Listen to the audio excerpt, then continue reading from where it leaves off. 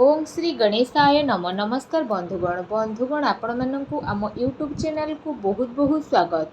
आज रे भिडियो रे आमे आपण मानकु कहिबाकु जाउछु आपणक पई ए दुई दिनर स्थिति किपरि रहिबो, आज आउ आसंता काली आपणकर किपरि कटिबो। विशेष भाव में जदि आमे आपण मानकु कहिबु तो विशेष भाव में केउ सब जिनिस रे आपणकु फायदा हेबो, केउ सब जिनिस रे दुई दिन रे आपणकु सावधानता अवलंबन करबाकु पड़िबो, आपणकर लव लाइफ किपरि रहिबो, क्यारियर किपरि रहिबो, बिजनेस आउ व्यापार किपरि रहिबो एवं स्वास्थ्यर किछि महत्वपूर्ण इनफॉरमेशन मध्यम आमे आपण मानकु देबु।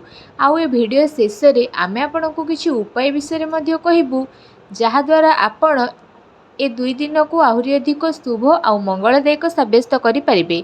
आग को वीडियो आरंभ करने पूर्व आमर आपण को रिक्वेस्ट कि जदि आपण आमर ए चैनल नुआ करी चैनल को सब्सक्राइब करंतु, सांगरे नोटिफिकेशन बेल को मध्य ऑन करंतु, जहाद्वारा समय समय सह नुआ नुआ वीडियो नोटिफिकेशन आपण पाखरे सर्वप्रथमे पहुँचब।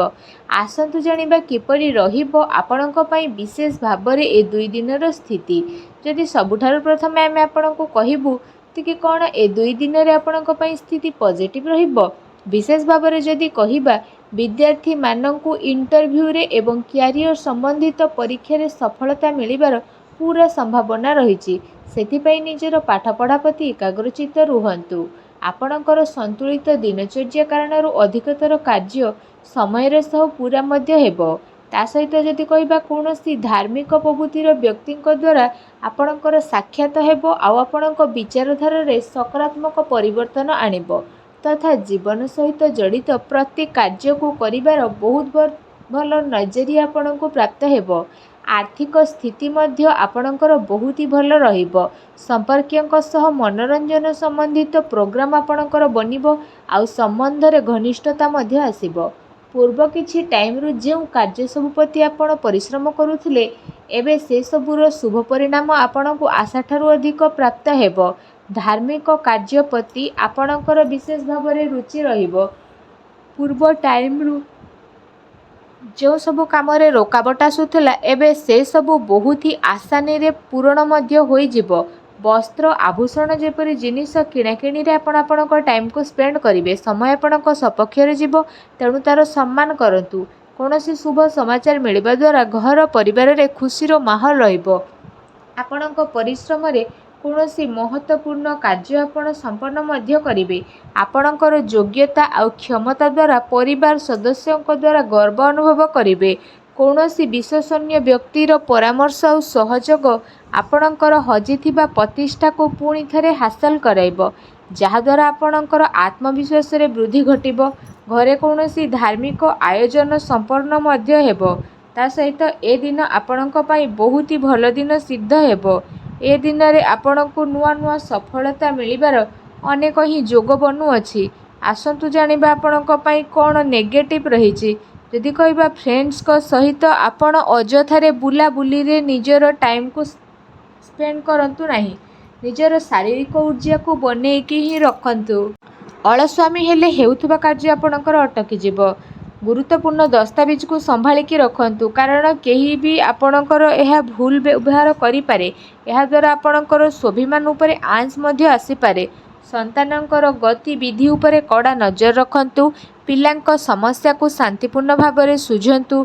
तांकु रागिबा द्वारा विशेष भाव में जदि कहिबा तांका भाव में हिंस्र भाव जात्र होइथाय। काल्पनिक कथा उपरे अधिक ध्यान न देकी यथार्थ उपरे विश्वास करंतु, किंतु ध्यान रखंतु कौनसी भी कार्य को करिबा पूर्वरु तार भल खराब स्थिति उपरे नजर रखंतु, काहेकि ना किछि भूल हेबार संभावना लागू अछि। ता सहित जदि कहिबा अधिकतर टाइम आपण घरु बाहर स्पेंड करिवे, किंतु सफलता प्राप्त पाई मर्यादार ध्यान रखिबा आपणक पाई अति आवश्यक रहिछि। कौनसी भी अनुचित कार्य आउ आपणकर क्रोधपूर्ण व्यवहार आपणकर योजना को कामयाबी करिबो। सावधान रुहंतु। अजथा खर्चरू दूरेकी रुहंतु। अचानक कौनसी महत्वपूर्ण खर्च मध्य सामना को आसीपारे। ता सहित कौनसी निकट संबंधियों सह मतभेद हेबार पूरा संभावना रहिछि, तेणु सावधान रुहंतु। आसंतु जानिबा आपणकर लव लाइफ र स्थिति किपरि रहिबो। वैवाहिक जीवन स्थिति सुखमय रहिबो। प्रेम संबंध रे काफी मजबूतता देखिबाकू मिलिबो। आउ प्रेम संबंध पई ए दिन बहुत ही अनुकूल भरा साब्यस्त हेब। पारिवारिक गतिविधि आपणकर सहयोग समर्पण वातावरण को खुशी भरा साब्यस्त करदेव। आउ संबंध में आहरी अधिक घनिष्ठता आसब। पति पत्नी संबंध में मधुरता आसब। कौन सी महत्वपूर्ण कार्य करिबारे निज जीवनसाथी परामर्श अवश्य नियंतु। ए दिन प्रेम संबंध को मजबूत करने विशेष भाव में बहुत ही भल दिन साब्यस्त होगाकू जाउछि। आसंतु जानिबा आपणकर व्यवसाय क्यारियर स्थिति किपरि रहिबो। जदि कहिबा ग्रहंकर स्थिति आपणक पक्षरे रहिबो, कौनसी भल कार्य आपणकर सफल हेबो आउ लाभर उचित अवसर मध्य आपणको प्राप्त हेबो। चाकरी पेशा व्यक्ति निजर कार्य को बहुत ही अधिक ध्यानपूर्वक करिवे। कौनसी भूल भाल हेबार संभावना मध्य रहिछि। लेन देन रे ध्यान केंद्रित करंतु। कौनसी बड़ स्थिति रे परिवर्तन आसिबो आउ चाकरी पेशा व्यक्ति को निजर टार्गेट पूरा करने द्वारा लाभ मध्य प्राप्त हेबो। ता सहित कौनसी नुआ स्थिति जेहेतु बनूची, कौनसी भी डील फाइनाल करने टाइम रे समझदारी आउ भाभी चिंती की काम करंतु। लाभर मार्ग प्रस्तुत हेबार विशेष भाव में जोग बनुअछि। अर्थात समयर भरपूर सदुपयोग मध्य करिवे। व्यावसायिक गतिविधि मध्य सुचारू रूप से आपणकर चलिबो। आउ चाकरी पेशा व्यक्ति को निजर कार्य प्रति विशेष भाव में सावधानता रहिबार आवश्यकता रही। अन्यथा अधिकारी वर्गकर नाराजगी आपण को शिकार होगापाई पड़ पारे। व्यावसायिक विचार संबंधित रूप रेखार कौनसी भी कार्य को ए दिन में स्थगित करंतु। आर्थिक साधन रे वृद्धि हेबो, किंतु कौनसी प्रकार अनुचित कार्य को करने ठारू आपण को दूरे रहिबाकू पड़िबो। प्रॉपर्टी संबंधित कार्य रे पेपर वर्क रे मध्य आपण अधिक ध्यान दियंतु। टिके भी भूल भाल आपण को बड़ मुश्किल रु बंचई परिबो। चाकरी पेशा व्यक्ति ठारू बॉस उच्च अधिकारी प्रसन्न रहिबे। प्रमोशन रो जोग मध्य विशेष भाव में रही। आसंतु जानिबा आपणकर स्वास्थ्य किपरि रहिबो। कौनसी जगार आपण को आघात लागिबार विशेष संभावना मध्य रही। सेथिपाई आपण विशेष भाव में सावधानता अवलंबन करंतु। आपणको स्वास्थ्य किंतु बहुत भल रहिबो।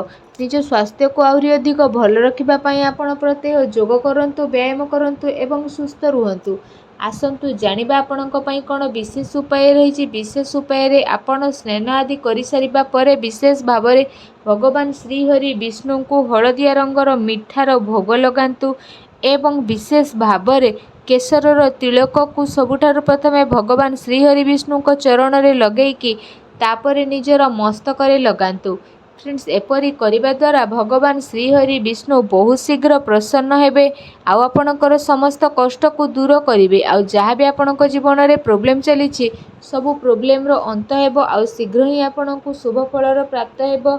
आउ सबु मनोकामना भगवान श्रीहरि विष्णु अवश्य प्राप्त करिवे। भगवान श्रीहरि विष्णुकर आशीर्वाद आपको मिलू। सच्चा दिल रे कमेंट बॉक्स रे जय श्री हरि विष्णु बोली अवश्य लिखंतु और वीडियो को लाइक करने को आदौ भी भूलंतु नहीं। धन्यवाद।